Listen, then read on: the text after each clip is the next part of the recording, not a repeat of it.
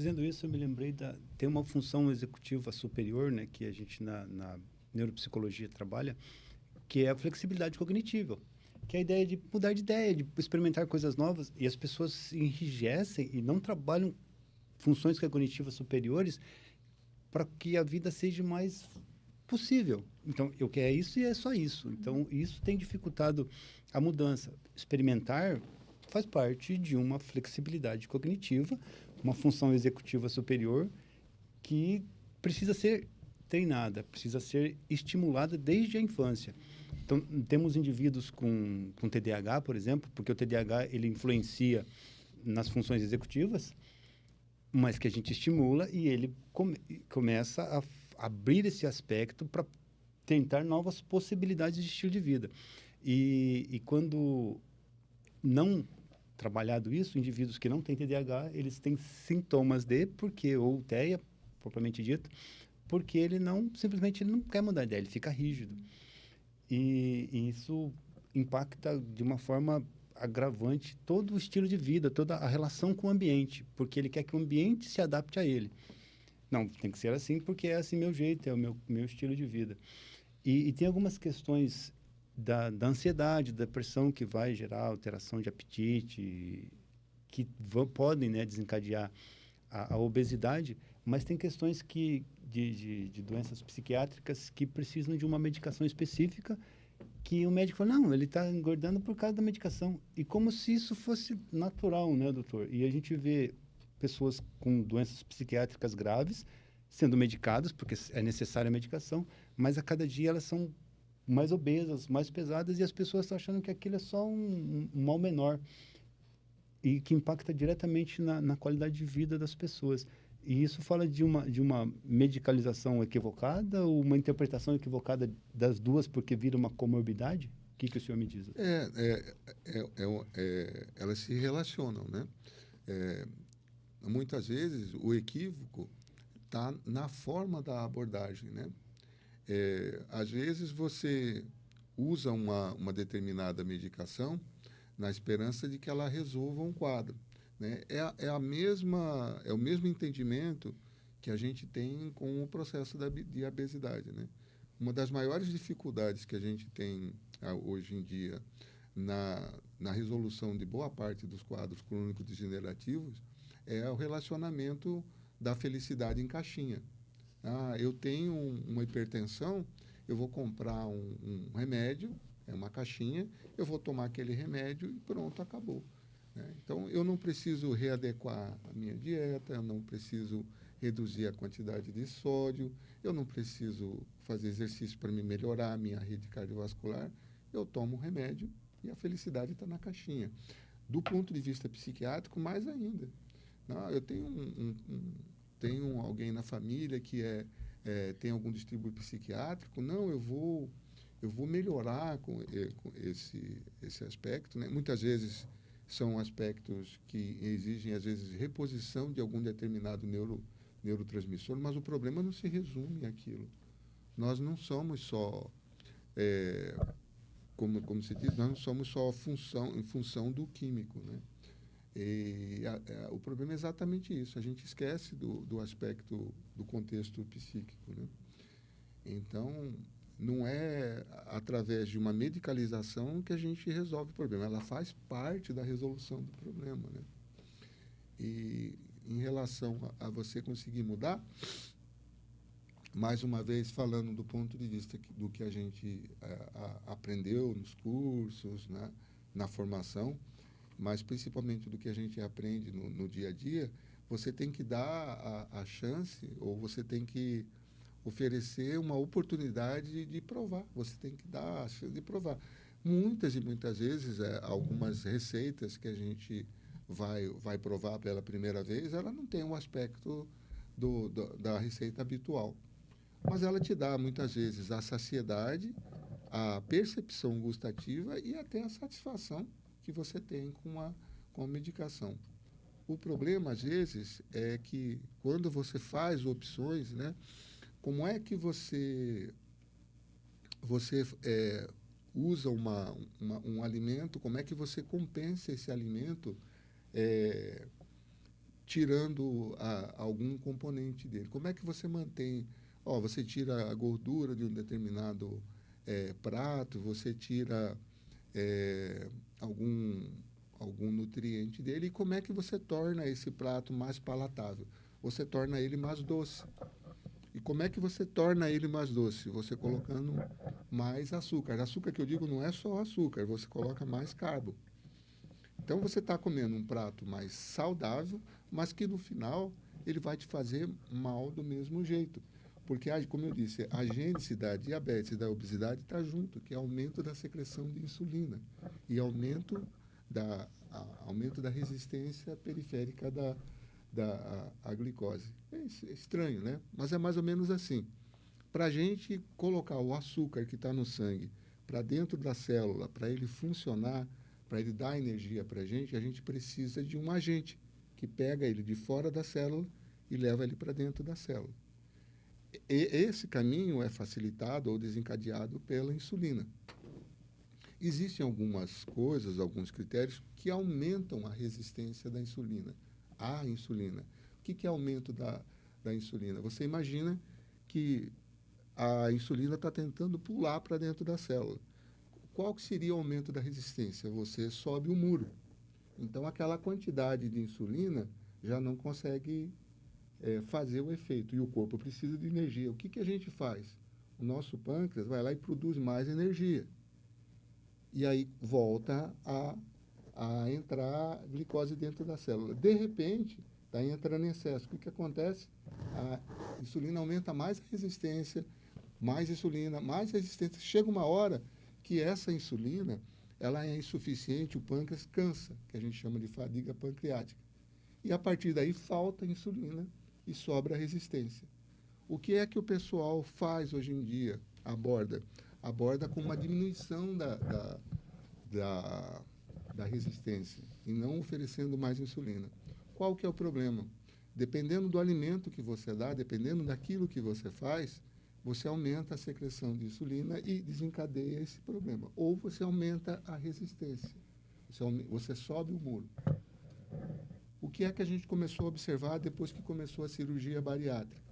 Muitas vezes a pessoa, uma das indicações para fazer, não é só porque o cara está com um peso muito alto, porque ele tem risco de infarto, tem diabetes, tem uma série de outros problemas que aquela intervenção lá drástica vai resolver.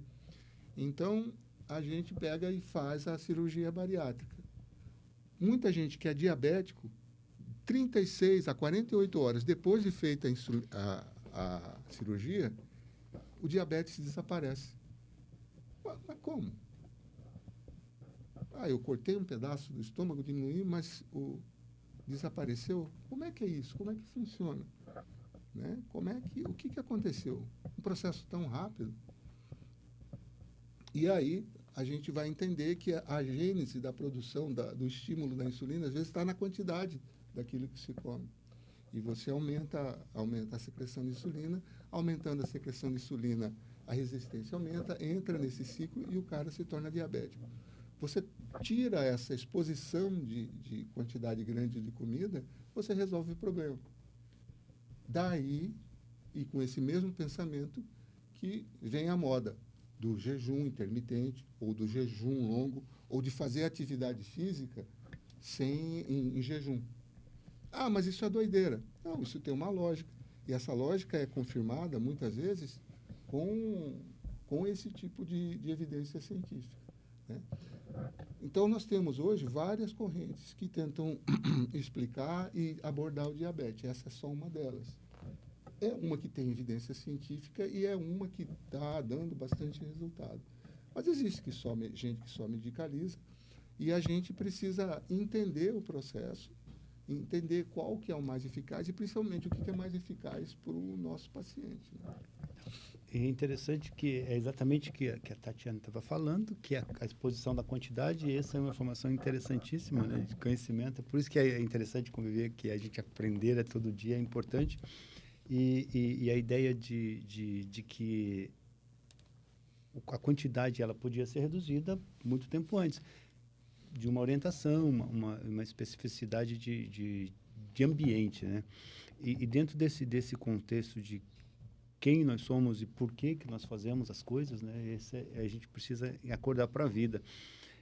Isso é qualidade de vida. Relacionamento com o ambiente. É o que o senhor está me dizendo. E é espetacular, sabe? Fazer elucubrações, né? Disseram que não era para usar palavras complexas, mas né? A gente ficar aqui imaginando como é simples. Viver é simples, só que a gente quer tornar isso simplista. Como se viver fosse descansar, dormir, comer, e como se não tivesse outras nuances na vida da gente. E é o que vocês estão dizendo, é alimentação saudável, atividade física, e é o simples fato de estar ativo, estar consciente, percebendo cada atuação do seu organismo, de sensações, emoções. Pensa assim, eu estou triste, né? Acho que eu estou triste, eu mereço um chocolate. A questão do merecimento tem muito. Né? E a gente fica arrumando desculpa para tudo, né? Desculpas, assim, é porque tá frio, é porque tá calor, é porque é o famoso, né? Vou beber para esquentar e beber para esfriar e assim vai. E essa mania de justificar as coisas nos torna reféns de não definirmos. E aí a preocupação maior que gera é a ideia de que nós falamos de estereótipos, de estigmas, de medos, de sofrimentos, de angústias, que, infelizmente, cabe a nós transformarmos. Só que a gente fala assim, como? Nós não temos as estratégias de... Porque nossa sociedade atual tirou de nós disposição, sabe? Ímpeto. Ser impetuoso hoje é ofensivo. Eu tenho que ser o cara mais... Mais zen. Né? Mais zen. Então, o ímpeto me coloca a ir buscar, construir, cozinhar. Porque cozinhar é um exercício de paciência, é uma alquimia de transformar, de sentir, de perceber, de valorizar aquilo que a gente, de fato, constrói como agente de mudança no seu próprio ambiente, no seu próprio mundo, né? E as pessoas querem tudo pronto. Nós sentamos e dissemos assim, garçom, mais. E aquilo, o significado perde da percepção de construir, de fazer parte. Nós não fazemos mais parte, nós somos só passageiros nesse mundo e não queremos assumir a nossa responsabilidade na mudança. Eu acho que quando você fala em responsabilidade é muito importante isso. Eu vejo que as pessoas não querem ter a responsabilidade de assumir que elas precisam fazer a mudança. Elas sempre estão esperando ou pelo esposo, ou pela esposa, pelo namorado, pela sociedade, pelo tio, pela tia. Elas nunca querem se autorresponsabilizar. Por quê? Infelizmente, não tem como você, ou meu esposo, minha esposa, ir na academia e fazer atividade por mim. Era maravilhoso se podia, né? Mas não tem como. Então, assim, você que precisa fazer. Teve uma paciente que falou assim que ela não conseguia fazer atividade, não conseguia colocar uma alimentação saudável por conta do esposo. Porque ela tentava comer de forma saudável, o esposo pedia o lanche lá todas as noites, ou pelo menos 3 a 4 vezes na semana. Aí eu perguntei para ela assim, ele te obriga a comer? Ela falou, não. Então, a escolha é sua. Sim, gente, é muito mais desafiador quando nós temos um parceiro que não colabora. Isso faz toda a diferença. É importante que se tenha um apoio, tenha uma pessoa ali do lado te incentivando, fica mais leve. Mas a escolha sempre é sua. Então, essa questão de eu me responsabilizar e eu querer a mudança é um desafio que eu vejo em todas as idades, porque geralmente as pessoas ficam jogando para terceiros a responsabilidade. Eu acho que além do fato da responsabilidade, o comprometimento consigo mesmo. Quando você está realmente comprometido com o teu processo, com a tua mudança, ela é mais, vamos dizer assim, significativa, que você não depende do outro para fazer. É claro que quando a gente tem um apoio, é muito mais gostoso e satisfatório, né? Então, assim, do ponto de vista, eu acho uma coisa bem interessante trazer também, que a maioria das pessoas que têm o diagnóstico de diabetes, elas chegam ou para o Nutri, ou para o psicólogo, né? Enfim, que elas têm que mudar esse padrão, enfim, mas principalmente dentro da nutrição, elas já vêm com a receita ou com o que o médico falou, corte o açúcar. Como se somente o açúcar fosse o problema. Sim, gente, quantidade grande de açúcar, do doce, enfim, se falando somente de doce ou somente do açúcar, é prejudicial. Mas nós temos que lembrar das quantidades de carboidratos que a gente come e que muitas pessoas ignoram que existe. Porque o paciente chega e fala, mas eu cortei o açúcar, eu não utilizo mais o açúcar no meu café, no meu chá, eu substituí pelo adoçante. Aí eu pergunto, quantas gotas de adoçante você usa? Ah, eu nem conto, eu pego ali e aperto. Eu falo, gente, pelo amor de Deus. No dia a dia, você vai consumir 8 gotas somente pro dia de adoçante. Para você adoçar o teu chá, o teu café, enfim, o que você for tomar. Não é meio apertão. Então, as pessoas, elas substituem uma coisa pela outra. Eu falei, então, você gosta do açúcar, então continue com o açúcar, mas a gente vai reduzir quantidade. Tem pessoas que dizem, eu não janto, mas só tomo café. Daí ele come pão. Come o pão, come o bolo, come o biscoito. E a quantidade se tornou enorme de novo. Mas ele disse que não janta, justificou, né? Tipo, ele tá se enganando, né? Está se sabotando. E eu vi algum tempo atrás, há bastante tempo, né? A nutricionista falou, não, se você toma café, então você não precisa jantar. Eu falei, mas se eu não tomei café, às 6, 7 horas da noite eu jantei pão, bolo, né? Fiz um cafezão daquele colonial.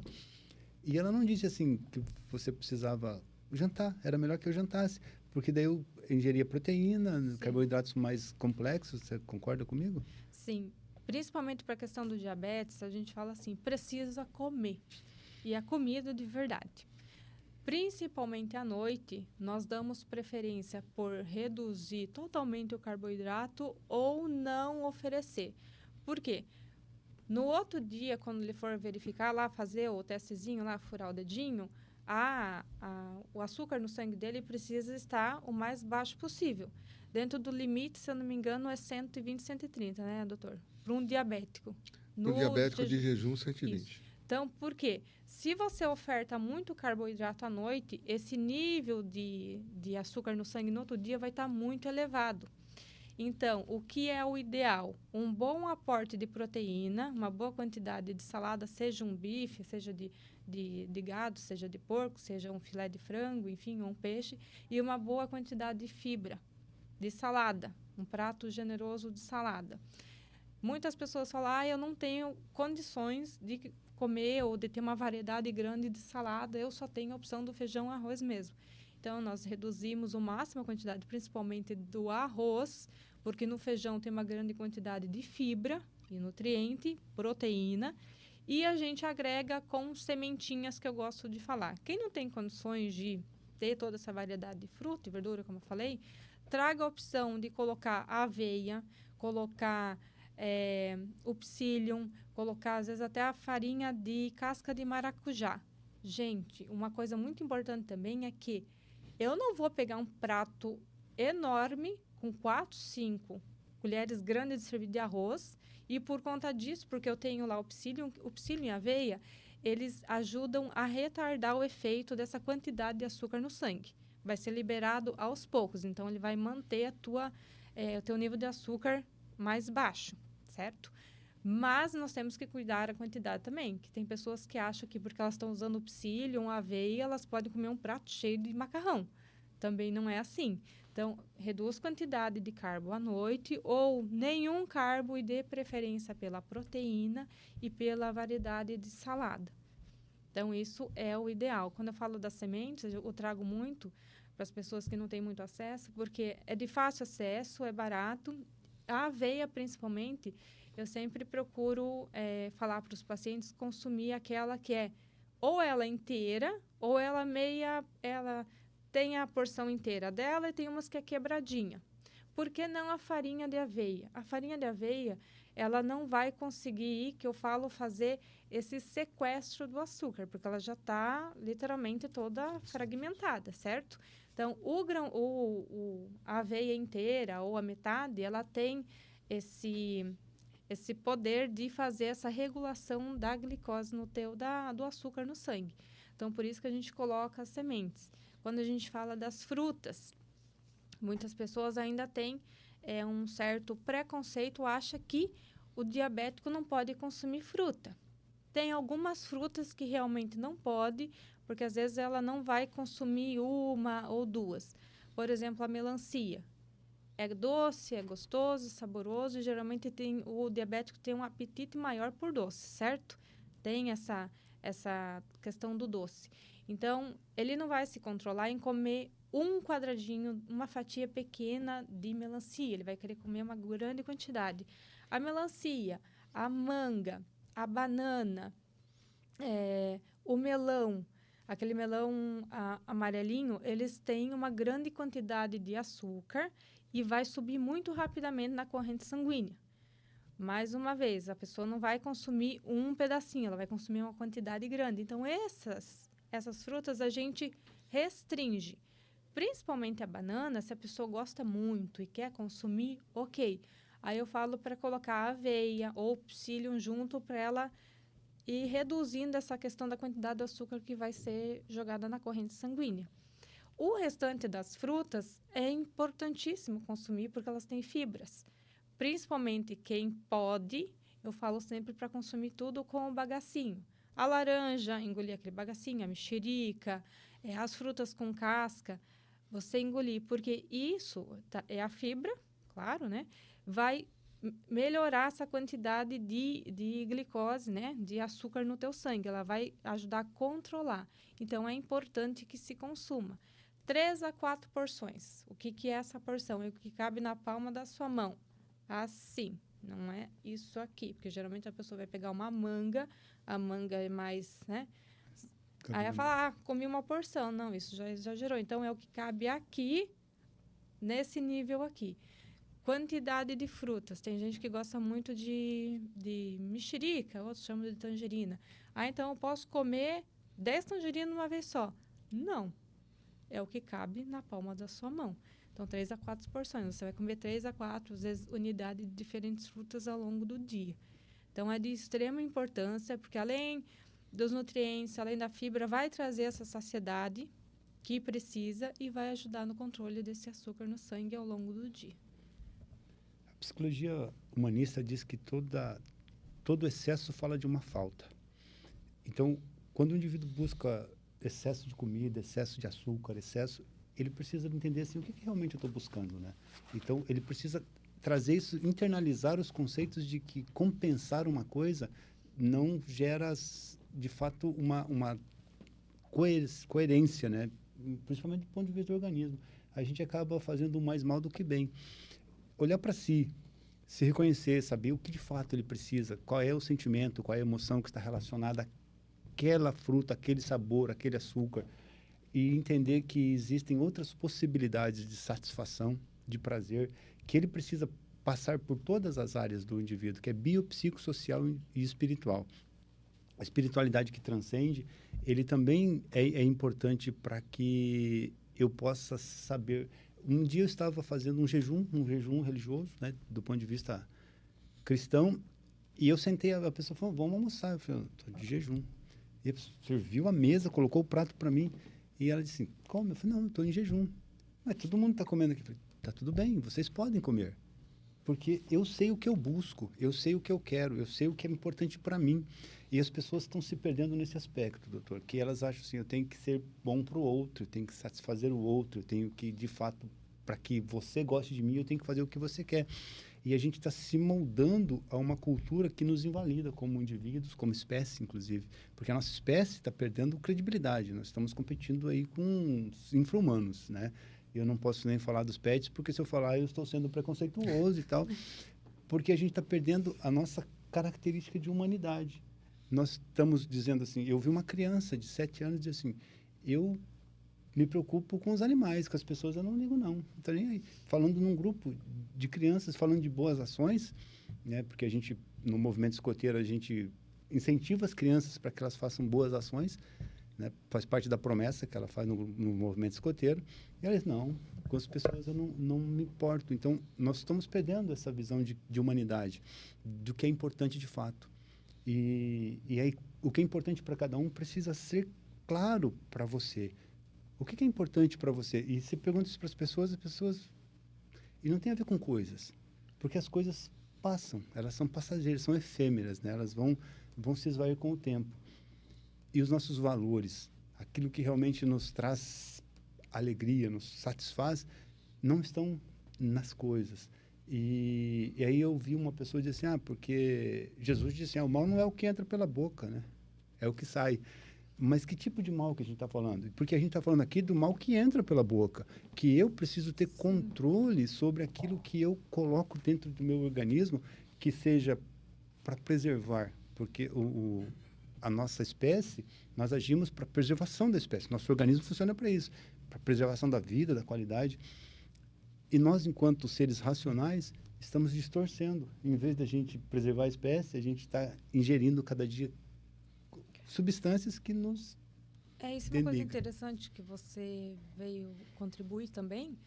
Eu gostaria que o Dr. Ivo falasse um pouco mais sobre a questão de problemas relacionados, né, com a diabetes, que, como você falou anteriormente, o Márcio também contribuiu, que não é questão de uma semana que você vai desenvolver aqueles problemas que são relacionados à diabetes. Ao longo de anos, que você vai fazendo alimentação inadequada, não faz exercícios, que vai te levar.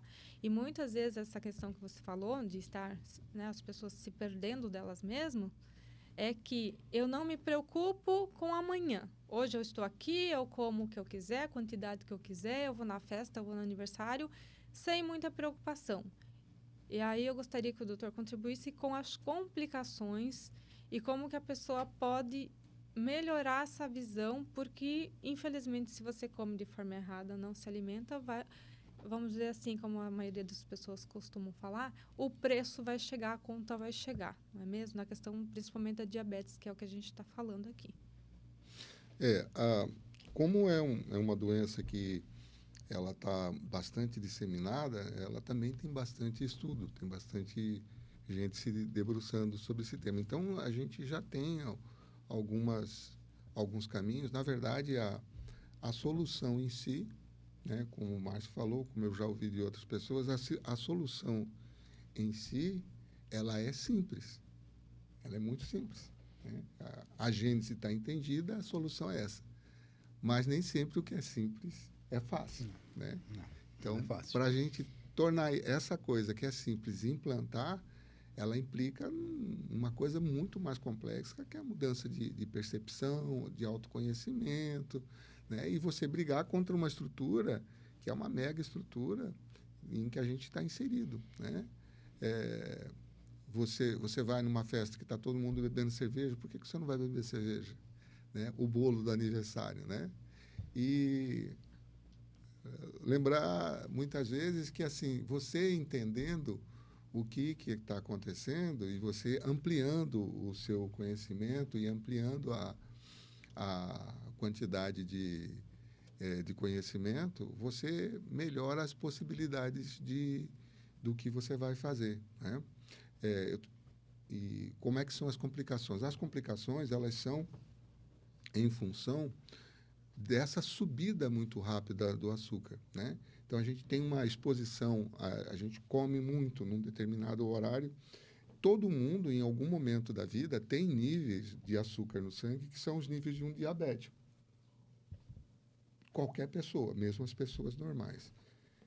Quando você come, você tem uma quantidade de comida que vai, depois essa quantidade ela vai ser transformada em glicose e isso vai subir em um determinado momento. Se você está bem, se você está dentro daquilo que a gente chama de fisiológico, em 3 horas o seu organismo já trouxe os seus níveis para um nível melhor, né? Mas toda vez que você faz uma sobrecarga, você sobe muito, você faz uma coisa que é glicação. A glicação é a maior complicação e ela aparece em todos os lugares. Se você faz glicação no rim, você vai começar a ter dificuldade para urinar, você vai desenvolver uma insuficiência renal. Se você faz glicação no cristalino, você vai evoluir para catarata, por exemplo, né? E a glicação, por exemplo, ela acontece não só com pacientes diabéticos, mas muitas vezes, quando você vai encontrar uma pessoa que é diabética, que não é diabética, que ela está pré-diabética, ela também glica. Muita gente tem cataratas em função da glicação, em função dos picos isolados, dos picos de açúcar, e em função da alimentação. E nunca vai manifestar o diabetes. Porque o diabetes, do ponto de vista conceitual para a gente, é uma alteração da glicemia. Mas as alterações, as complicações, ela acontecem em função dessa oscilação para cima. Por isso é importante colocar esses alimentos que fazem dar uma desacelerada nessa velocidade de absorção. Se você come uma quantidade X lá, lembra que tudo que você colocar para dentro, seja proteína, seja gordura, seja carboidrato, tudo isso no final vai virar glicose, que vai virar energia para o teu corpo. Tudo que você consome, a não ser que seja tóxico, que não vá parar dentro do seu organismo, ele vai ser degradado lá pelo fígado e vai ser jogado fora. É o que a gente imagina, né? Mas o que é tóxico, ele vai lesionar esse fígado, vai lesionar, e isso é uma outra questão. O problema é que a glicose, fazendo esses picos, ou crescendo numa velocidade maior, ela acaba dando problemas. Por que é que a gente fala sobre consumir aveia, consumir psyllium, né? Consumir farinha de maracujá? Isso é uma coisa extremamente barata, gente. E o que você vai precisar colocar, por exemplo, num prato, imagina um PFão, tá? PF comum, para você bater um pratão daquele lá e não ter picos isolados você precisa de 2 colherzinhas de café para você colocar, misturar na tua comida, não tem gosto de nada, não vai alterar. E é muito barato, né? Você compra, às vezes, 300, 400 por um preço irrisório. Não é nada do outro mundo. Aveia, né? Por que a gente não fala da farinha? Porque toda vez que você moe, você perde boa parte das características. Você destrói microscopicamente aquela quantidade de fibra. Então, por isso que é melhor os flocos, os médios flocos, os grandes flocos. Esses flocos vão prender nele o açúcar e, muitas vezes, na hora que ele vai sair, o alimento que você comeu, ele já está lá despedindo, indo para a rede lá da Sanepar, né? Então, por isso que é importante. E precisa muito, não. Se você pegar uma xícara de café daquelas pequenininhas, é menos da metade daquela xícara por refeição. Você toma isso antes do almoço ou misturado na comida que você vai consumir e o seu pico, a sua glicação já vai melhorar. Coisa simples, coisa muito simples de se fazer.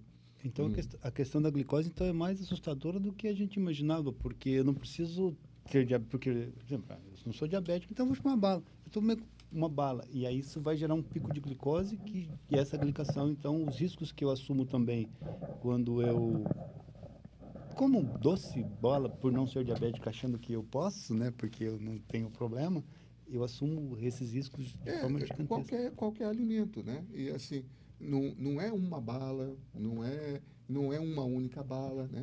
Mas se você for olhar, por exemplo, isso tem a ver com um conceito também, que é o conceito de índice glicêmico, né? A doutora falou da melancia, né? Para muita gente, a melancia ela tem um índice glicêmico alto.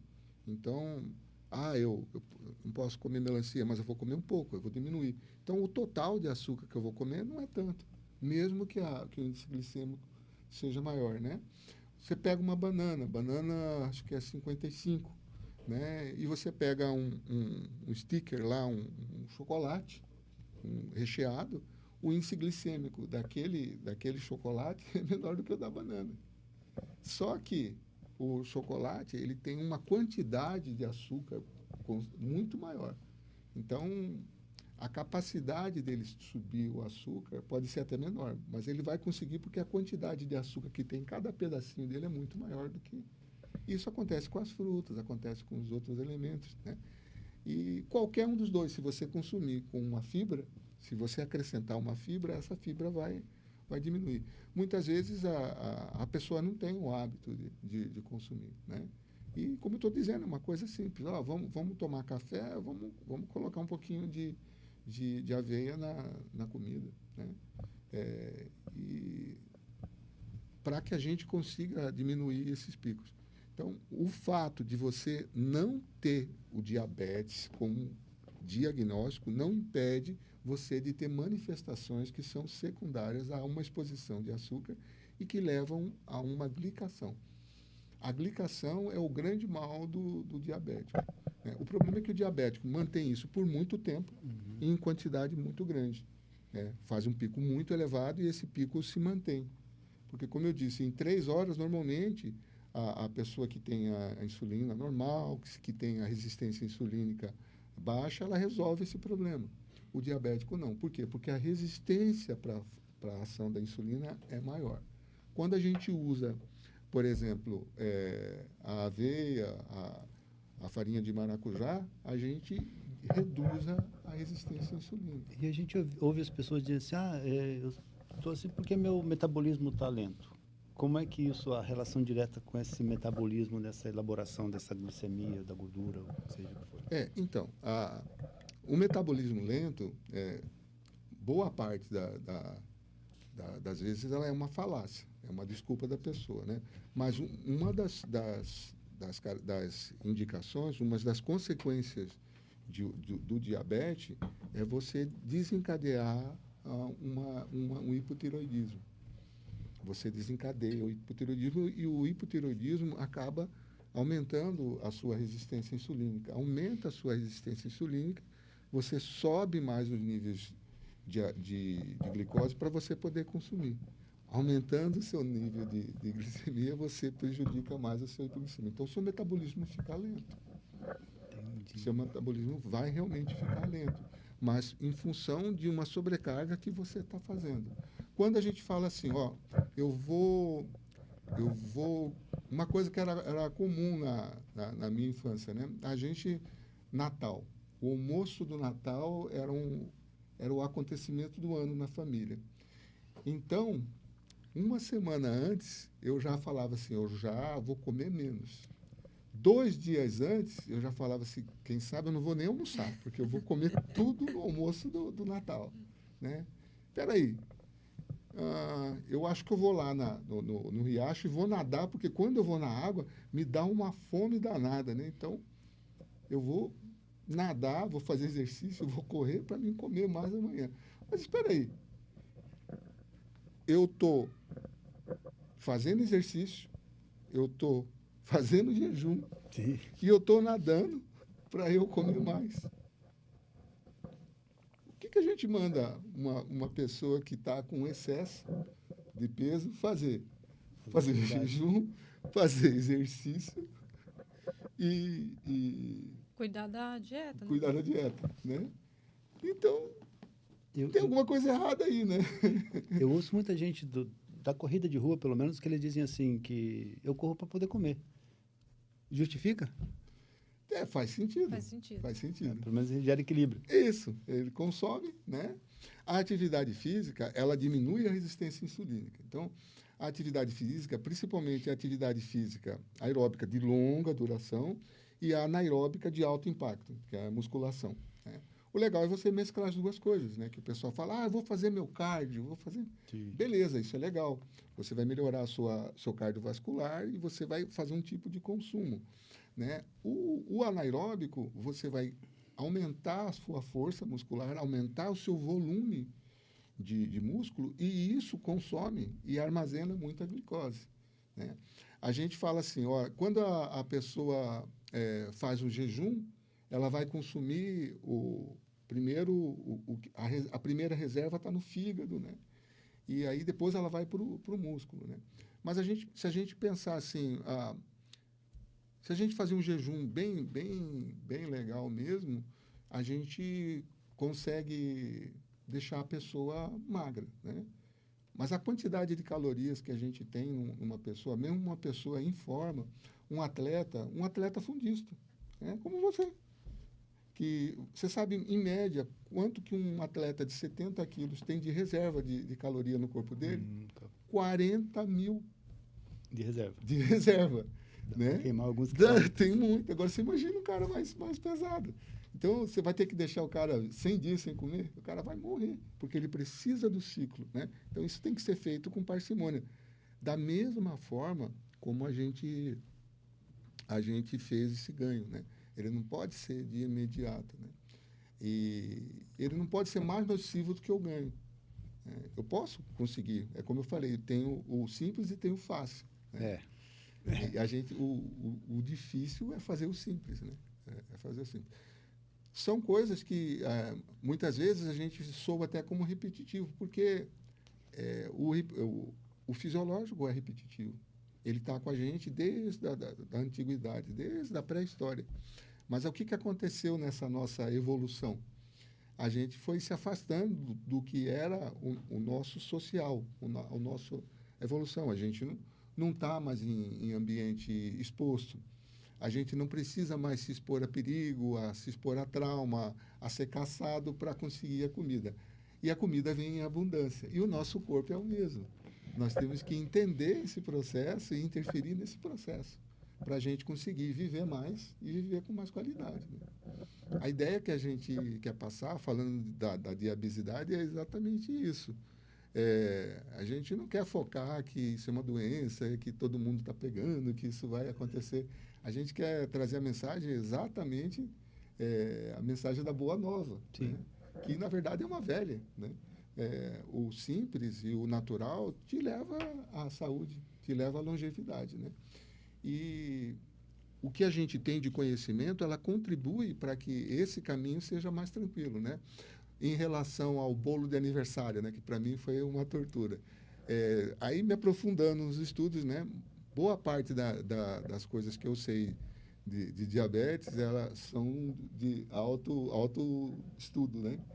Então, existe uma substância que a gente usa para diminuir a absorção de carboidrato. Então, se você vai numa festa, a boa notícia é que você pode consumir esse bolo no dia que você for no aniversário. Não dá para ir no aniversário todo dia.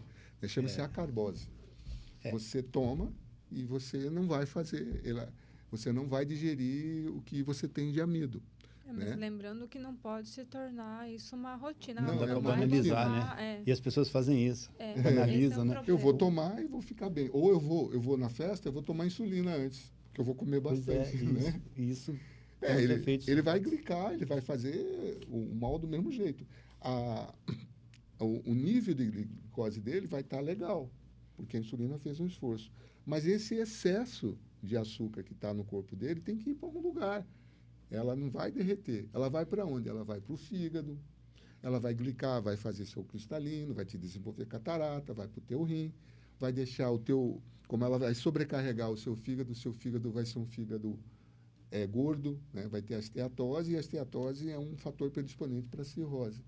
E ela vai fazer uma outra coisa que é secundária, que vai deixar o teu pâncreas gordo, vai piorar a tua resistência insulínica.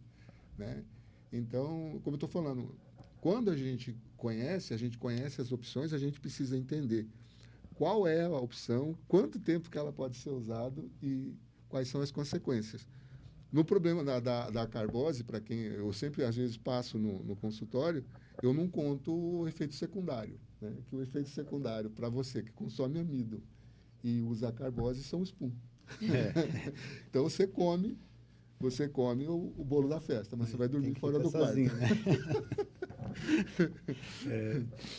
Então, o importante seria a gente se relacionar melhor com o nosso ambiente para que o nosso conceito de evolução continue fazendo efeito, né? Porque a gente para de evoluir.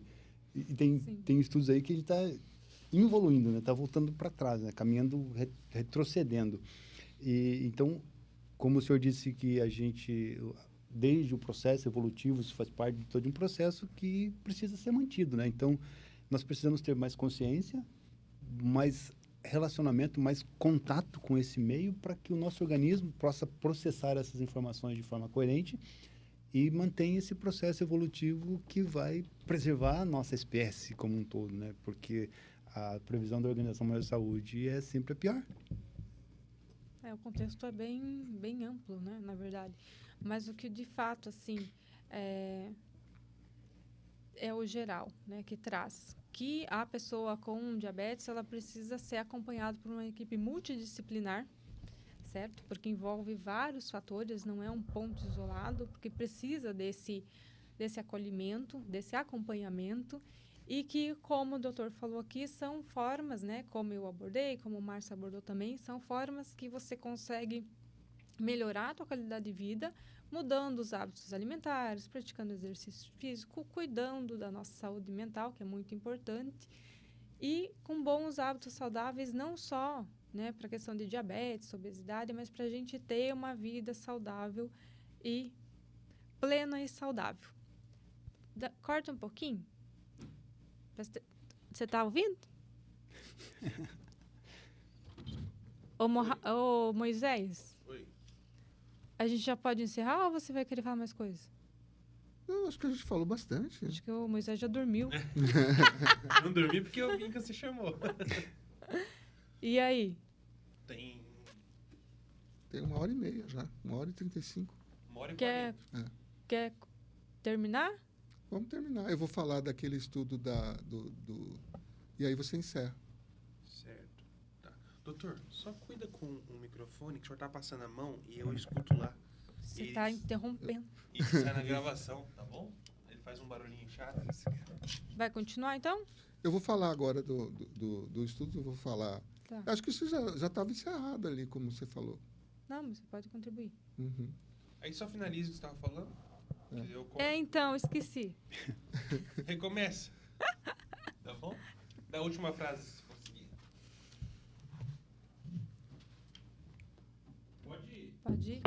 Então, como nós estávamos falando aqui, a questão de diabetes e obesidade, elas andam, infelizmente, em conjunto, mas nós podemos melhorar todos esses fatores. Aliado com uma boa alimentação, colocar uma boa rotina de atividade física, cuidar da nossa saúde emocional, que também é muito importante. Então, a pessoa diabética, né, que tem essa patologia, ela precisa estar acompanhada com uma equipe multidisciplinar, porque envolve todos esses fatores. Então, é muito importante que tenha esse acompanhamento, porque eu vejo que sozinho é mais complexo ainda do que você ter um apoio, uma rede de apoio, que é muito importante. Então, gostaria que o Dr. Ivan viesse com mais algumas informações, né, para complementar, e o Dr. Márcio também, por favor. Quer falar, Márcio? Então, para a gente fechar o contexto, a questão multi era sempre necessária. Não tem como desmembrar um organismo, né? Nós somos completos, nós somos inteiros. Então, biopsicossocial e espiritual. Nós temos que olhar para a nossa gênese como sendo plena, né? Então, eu acho o plene, né, temos que sempre ser esse conceito. Entender por que fazemos o que fazemos. Fazemos porque tem que ter coerência, tem que processamento, né, do córtex pré-frontal, precisa processar essas informações. Nós precisamos entender emoções, sentimentos, e porque cada comportamento ele gera em nós uma emoção, um estilo. Então, tudo isso precisa ser percebido. Nós precisamos, de fato, saber quem somos. Saiba quem você é e seja, é o que eu digo para todo mundo em todo lugar que eu vou. Porque ser quem eu sou é um trabalho complexo. Muitas vezes eu posso até saber quem eu sou, mas ser depende de me relacionar com o outro, da interação com o meio, com tudo aquilo que é importante na minha sociedade, na minha cultura, o comportamento dos falantes, né, que me distingue de fato um do outro. E eu acho que hoje para mim foi um espetáculo, né, porque eu aprendi muito com vocês. Isso aqui é um momento engrandecedor para mim, especialmente, pelo prazer de estar com vocês e pelo conhecimento que vocês passam para mim, né, e nos dá essa oportunidade de partilhar, porque a gente estava falando ontem a diferença de compartilhar e partilhar. Nós aqui estamos compartilhando conhecimento porque nós, em tese, temos uma quantidade de conhecimento para compartilhar. Mas quando a gente senta aqui e partilha, a gente tem uma unidade e a gente pega o nosso único e divide uns com os outros. E isso aqui, para mim, é um momento de muita alegria e satisfação. Eu agradeço a vocês. Eu acho que a alegria e a satisfação de trabalhar é mútua, né, de todos nós, né? E é interessante que, na medida que a gente vai conversando, a gente vai falando de um aspecto, de outro, vão chegando recordações, né? E vamos chegando questões, insights, né? Informações. Né? Eu estava agora há pouco lembrando sobre esse aspecto biopsicossocial, nutricional, né? Eu estava me lembrando de um estudo que eu não me lembro exatamente a data, mas ele é relativamente recente e ele é extremamente interessante, que, como estava muito em voga a dieta paleolítica, a dieta com uma série de outros nomes, mas a dieta paleolítica é a dieta para se comer o que se comia no período paleolítico, né? Que é um período lá pré-histórico. Poxa vida. Então, a gente vai comer basicamente raiz, né? Alguma caça e vai comer inseto e raízes. Não dá, né, gente? Mas o estudo foi feito da seguinte forma. Foi feito na Austrália, né? E a população mais próxima desse período paleolítico que a gente tem hoje é uma população de indígenas e aborígenes na Austrália, que eles têm algum contato ainda com a solução, mas eles preservam o modo cultural, né? As tradições daquele período. Inclusive, eles não vivem em ambientes de alvenaria, eles moram no deserto. O que eles fizeram? Pegaram alguns estudantes voluntários, todos, se eu não me engano, foram 30, todos diabéticos já, alguns usando insulina, e pegaram esses 20 estudantes e levaram para essa região dos aborígenes para que eles convivessem com aquele grupo e comessem exclusivamente a comida daquele ambiente. O resultado foi, ao mesmo tempo, esperado e muito fabuloso. Todos, sem exceção, melhoraram do quadro de diabetes.